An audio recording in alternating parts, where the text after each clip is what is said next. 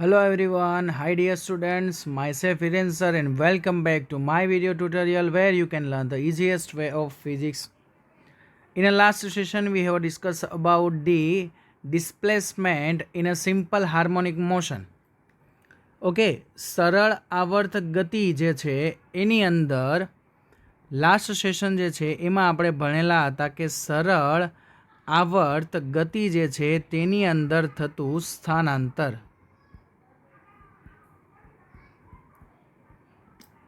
તો જે સ્થાનાંતર જે છે એનું સમીકરણ જે છે એ આપણે ભણેલા વાય યા ફિર એક્સ તમે કંઈ બી લખી શકો છો A sine omega t plus phi, જ્યાં ફાઈ જે છે એને આપણે પ્રારંભિક કળા કહીએ છીએ જે હંમેશા અચળ રહે છે.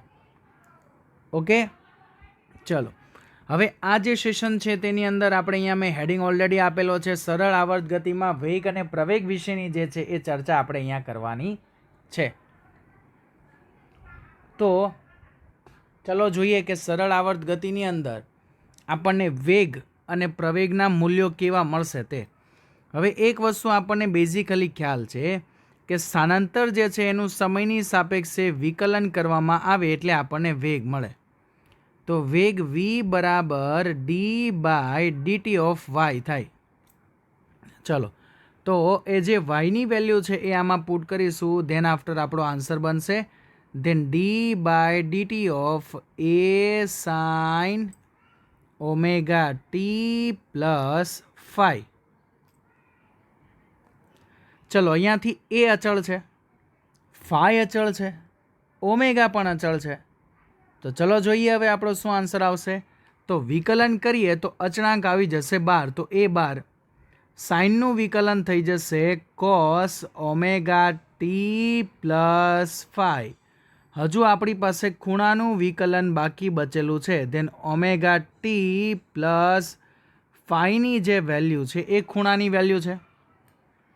ચલો, તો અહીંયા આન્સર આવ્યો A cos omega t plus phi into d by dt of omega ટીમાંથી ઓમેગા કોમન ટીનું વિથ રિસ્પેક્ટ ટુ ટી 1 થઈ જશે અને ફાઈનું થઈ જશે 0. ધેન આપણો આન્સર આવ્યો omega A cos omega t plus phi. તો આ જે છે એ આપણને સરળ આવર્ત ગતિની અંદર વેગ જે છે એની વેલ્યુ મળી. ચાલો, તો વિદ્યાર્થી મિત્રો હવે આ જે વેગનું સૂત્ર છે તેને આપણે બીજા ફોર્મેટની અંદર લઈ જઈએ. ચલો જોઈએ કે કઈ રીતે આપણને મળશે તે. હવે અહીંયા આપણી પાસે વેલ્યુ આવી જે છે એ દીકરાઓ તમે જોઈ શકો છો કોસ થીટા. હવે આની આ જ વસ્તુ જે છે એ મારે જો સ્થાનાંતરના સ્વરૂપની અંદર આ સમીકરણને લખવું હોય, ચલો લખીએ છીએ અહીંયા વેગનું સૂત્ર સ્થાનાંતર વાય અને કંપ વિસ્તાર એના સ્વરૂપમાં. ચલો, તો શું થશે, સ્થાનાંતરનું સૂત્ર એના વિશેની ચર્ચા કરીએ. ઓકે, ચાલો તો ચર્ચા કરતા જઈએ અને જોઈએ ફાઇનલ આન્સર. તો ભાઈ વેગનું સૂત્ર આવ્યું v બરાબર omega A cos omega t plus phi. તો કોસ પરથી આપણે એને વાયના સ્વરૂપમાં લઈ જવાનું છે. હવે આપણી પાસે વાયનું જે છે એ સૂત્ર સાઇનના ફોર્મેટમાં છે. વાય, ઓકે યલો કલર નહીં દેખાશે, ચલો વાય, આ તો રેડનો રેડ જ થઈ ગયો પાછો. Y is equal to A sine omega t plus phi. તમારે આને સાઇનના સ્વરૂપમાં લઈ જવાનું છે. તો કઈ રીતે આપણે આને સાઇનના સ્વરૂપમાં ફેરવી શકીએ એની આપણે ચર્ચા કરીએ. તો એક વસ્તુ આપણને ખબર છે કે sir sine square theta plus cos square theta is equal two 1 થાય. કેમ આ સૂત્ર વાપર્યું? કેમ કે જુઓ અહીંયા બે જગ્યા પર થીટાની વેલ્યુ સમાન છે. એટલે આપણે આ સૂત્ર પરથી આન્સર ઇઝીલી લાવી શકીએ. તો ત્યાંથી જો આપણે કોસ સ્ક્વેર થીટાને કરતાં બનાવીએ તો શું થઈ જાય? 1 માઇનસ સાઇન સ્ક્વેર થીટા. હા સર, લખાય. ચલો, તો આપણી પાસે તો ખાલી કોસ થીટા છે, તો કોસ થીટા બરાબર તો શું લખાશે? વર્ગમૂળની અંદર 1 minus sine square theta. Okay, ચલો તો હવે વેલ્યુ પુટ કરીએ. આપણી પાસે થીટાની વેલ્યુ જે છે એ ઓમેગા ટી પ્લસ 5 છે. Then cos omega t plus 5 is equal to under root of 1 minus sine square omega t plus 5 લખાય.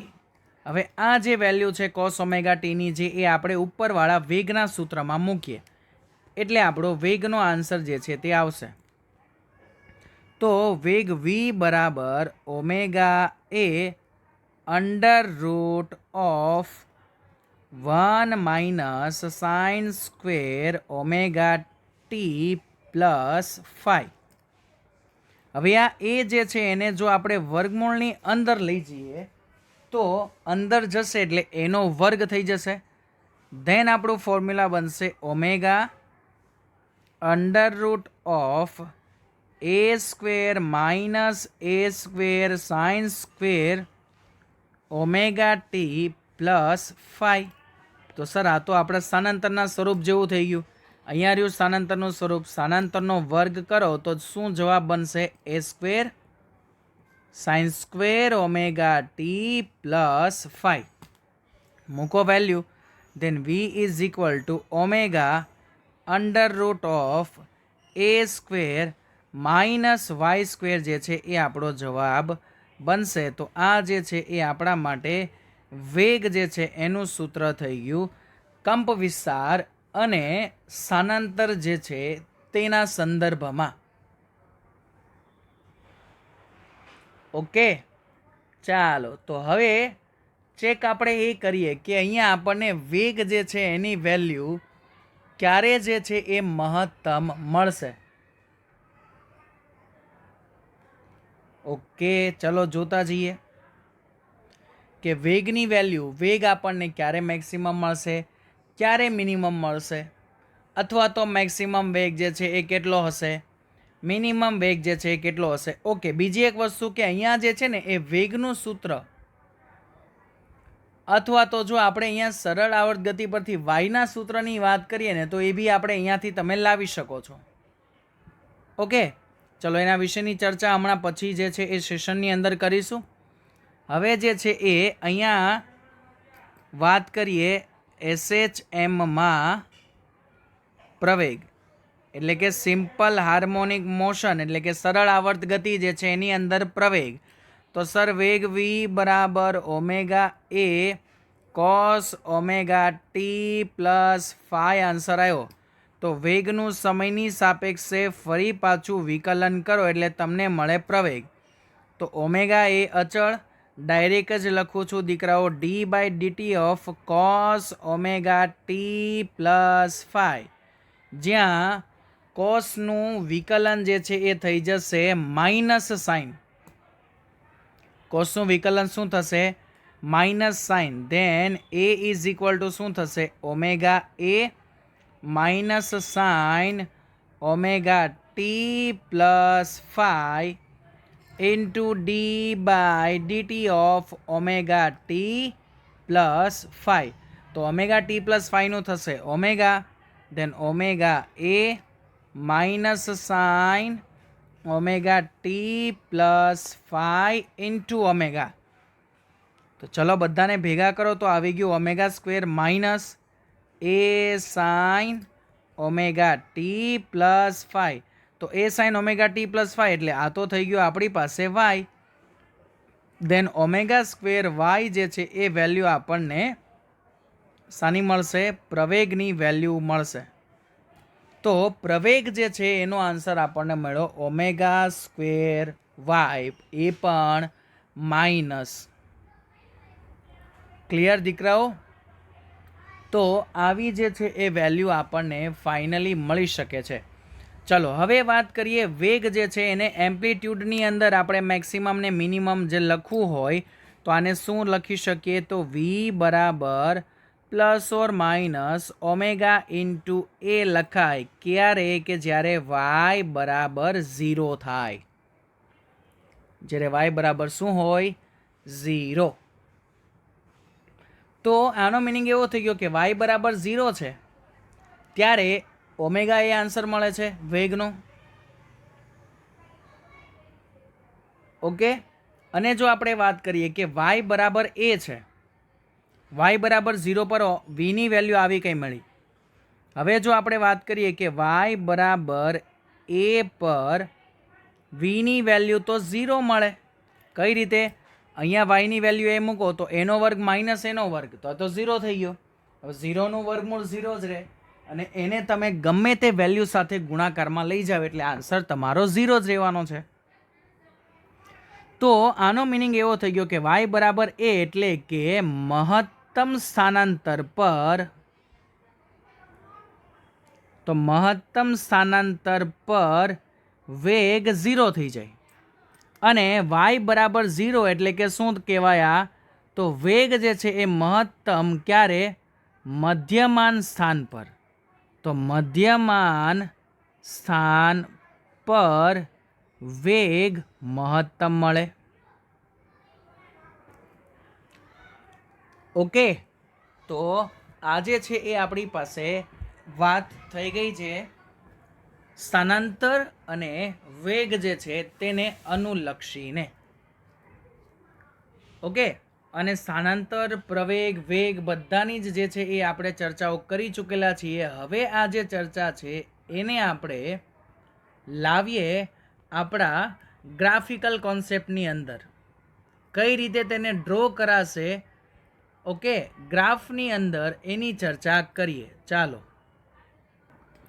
ચલો તો વિદ્યાર્થી મિત્રો આપણે જે છે એ ગ્રાફ તરફ આગળ વધીએ. જોઈએ કે આપણને કેવા કેવા પ્રકારના ગ્રાફ જે છે તે મળશે. તો પહેલો જે છે એ તમે અહીંયા જોઈ શકો છો કે સ્થાનાંતર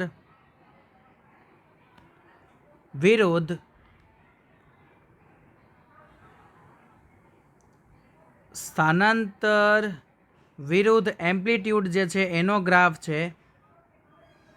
બીજો ગ્રાફ જે છે એ પ્રવેગનો છે. ઓકે, ચલો અહીંયા બધા સૂત્ર લખું છું બાજુમાં. પહેલું છે સ્થાનાંતર માટે, જેનું સૂત્ર છે આપણી પાસે એ સાઇન ઓમેગા ટી પ્લસ 5. જો આપણે પ્રારંભિક કળાને 0 કહી દઈએ, પ્રારંભિક કળા આપણે 0 લઈ લઈએ તો ખાલી આપણને સૂત્ર મળશે એ સાઇન ઓમેગા ટી ફક્ત. ચલો તો એને જ રિગાર્ડિંગ જે છે એ હવે આગળ ચર્ચા કરીએ. એવી જ રીતે જે નીચેનો ગ્રાફ જે છે એ વેગનો ગ્રાફ છે, જે તમે અહીંયા જુઓ છો. તો વેગ વી બરાબર આન્સર આવ્યો આપણી પાસે omega A cos omega t plus 5. અને છેલ્લો ગ્રાફ જે છે એ પ્રવેગનો ગ્રાફ છે, જેનો આન્સર આપણને મળેલો માઇનસ ઓમેગા સ્ક્વેર એ સાઇન ઓમેગા ટી પ્લસ 5. ચલો હવે જોઈએ એકમ વર્તુળને અનુલક્ષીને કે એ ગ્રાફ જે છે એ કેવા કેવા પ્રકારના બનશે અને કઈ કઈ રીતે બને તે. હવે એકમ વર્તુળ જે છે એની વાઇઝ જો વાત કરીએ તો ધારો કે અહીંયા જે છે એ આપણી 0 ડિગ્રી, અહીંયા જે છે એ છે π/2 રેડિયન, અહીંયા છે પાઈ, આ છે 3π/2 રેડિયન અને લાસ્ટ વન છે 2π. એટલે કે એક આવર્તન થાય છે કમ્પ્લીટ. હવે અહીંયાથી અહીંયા સુધી એક આવર્તન પૂર્ણ કરવા માટે લાગતો જે સમયગાળો હોય તે સમયગાળાને આપણે શું કહીએ છીએ? આવર્તકાળ. તો આવર્તકાળની વેલ્યુ જે છે એ ટી જેટલી છે. હવે શું થશે કે જેમ આપણે અહીંયા 4 જુદા જુદા આપણી પાસે ચરણો બને છે, એવી રીતે આ ચારેય ચરણોને અનુરૂપ જે છે એ આપણે સમયગાળો જે છે એને ડિવાઈડ કરી દઈએ એટલે આપણને સમયગાળો મળશે T/4. બીજો જે સમયગાળો મળશે એ આપણને મળશે 2T/4. જેને આપણે જે છે એ સોલ્વ કરીશું એટલે ફાઇનલી આપણને આન્સર મળશે t/2. પછી જે છે એ આપણને મળશે 3t/4 અને લાસ્ટલી જે છે એ આપણને મળશે t. તો તેને અનુલક્ષીને તેમના ગ્રાફ જે છે એ સમયને આધારે કેવા બનશે તેની ચર્ચા કરીએ. તો જો અહીંયા આપણે ચર્ચા કરીએ કે ભાઈ પહેલી જે કન્ડિશન લઈએ t/2, તો અહીંયા જે છે એ તમે સ્મોલ ટીની જગ્યા પર t/4 મૂકીએ છીએ ને આપણે. યસ. સ્મોલ ટીની જગ્યા પર તમે t/4 અહીંયા એડ કરો. યસ, એક વસ્તુ આપણને હજુ બી ખબર છે. શું? કે મેન એક આપણને ડિસાઇડેડ છે, યા એક વસ્તુ જે છે એ આપણને ખબર છે, એ છે કે આપણો જે ઓમેગાની વેલ્યુ છે એને આપણે લખીએ છીએ 2π/t. અને અહીંયા આપણી પાસે ટીની વેલ્યુ આવે છે, એ આવે છે t/4. ફાઈની વેલ્યુ અહીંયા કહી દઈએ 0.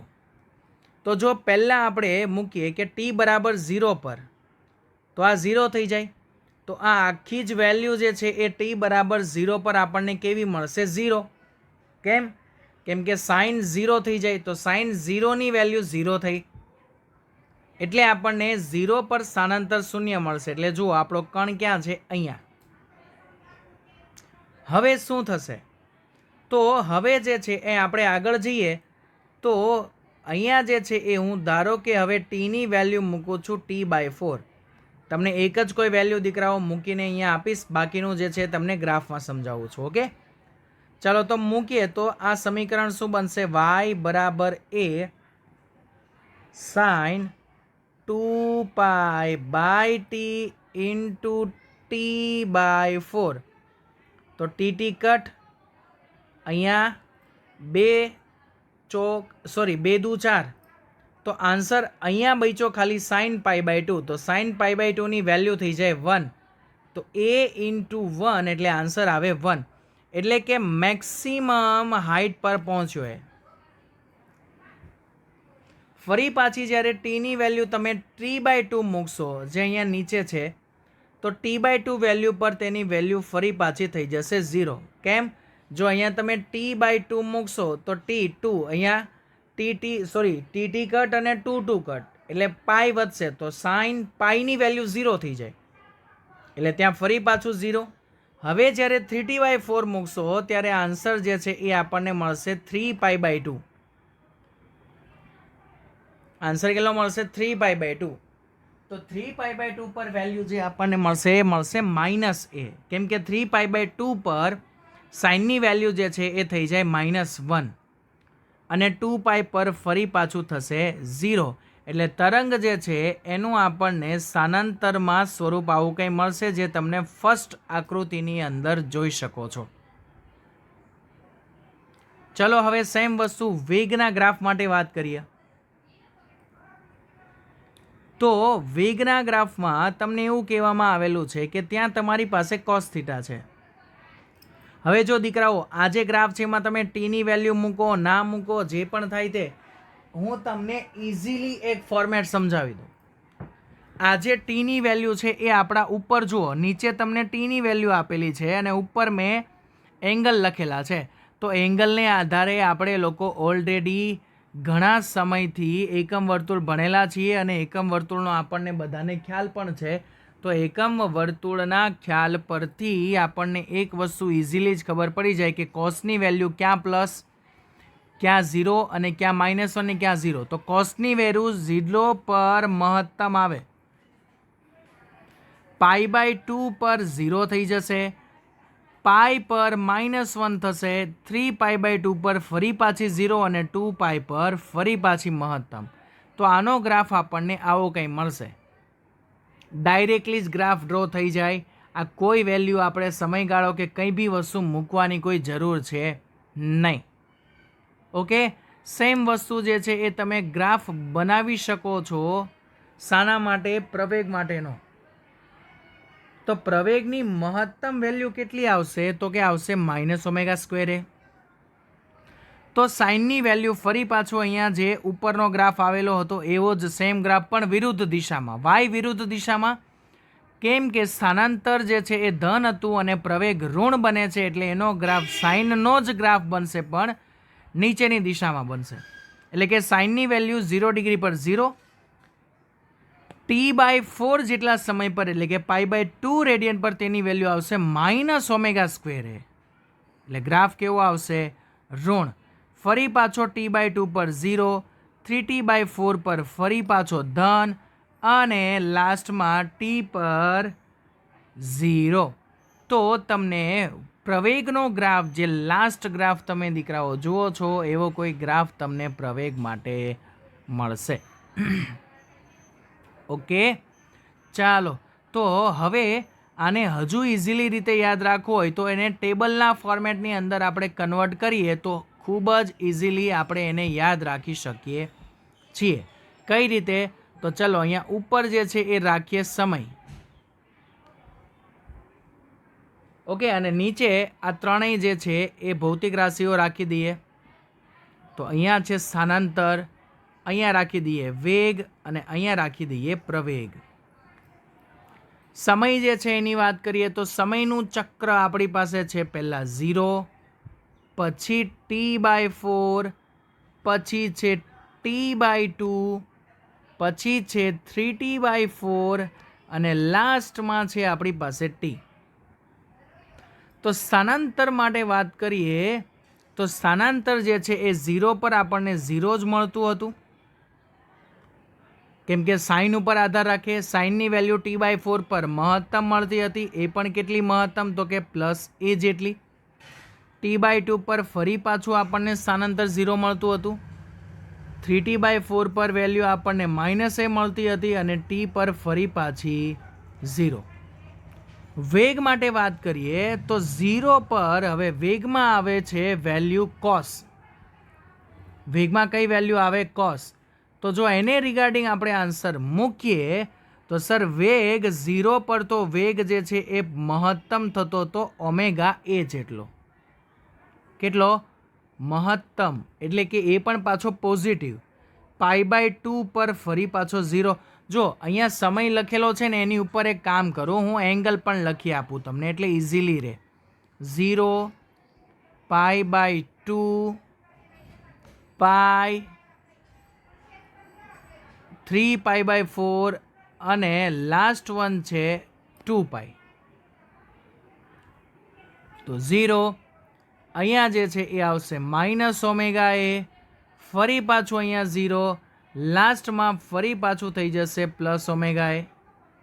સેમ આપણે પ્રવેગ માટે વાત કરીએ તો પ્રવેગનો જે વેલ્યુ છે, આ બધી વેલ્યુ દીકરાઓ ઉપરના જે આપણે સૂત્રો છે, સૂત્રની અંદર તમારી કિંમતો મૂકશો ત્યારે મળશે. તો પ્રવેગ 0 ડિગ્રી પર 0, π/2 પર -ω²a જેટલો, ફરી પાછો π પર 0, 3π/4 પર +ω²a જેટલો અને લાસ્ટમાં ફરી પાછો 0. તો આ જે છે બેઝિકલી કોષ્ટક યાદ રાખજો. ઓકે, જેના આધારે ઘણા MCQઓ જે છે એ તમારા સોલ્વ જે કરવાના થશે એ બહુ ઇઝીલી જે છે એ સોલ્વ થઈ જશે. બહુ ઇઝી છે દીકરાઓ, કંઈ નથી. તમારે ફક્ત સાઇન કોસની વેલ્યુ મૂકવાની છે અને એ પણ એકમ વર્તુળ પરથી. જો આપણને એકમ વર્તુળ ખબર હોય તો આપણે સાઇન કોસની વેલ્યુ મૂકી શકીએ, પણ જો એકમ વર્તુળ જ ખબર ના હોય તો સાઇન કોસની વેલ્યુ મૂકાશે નહીં. તો આ જે કોષ્ટક છે એ આપણું અગત્યનું કોષ્ટક થઈ ગયું, યાદ રાખજો.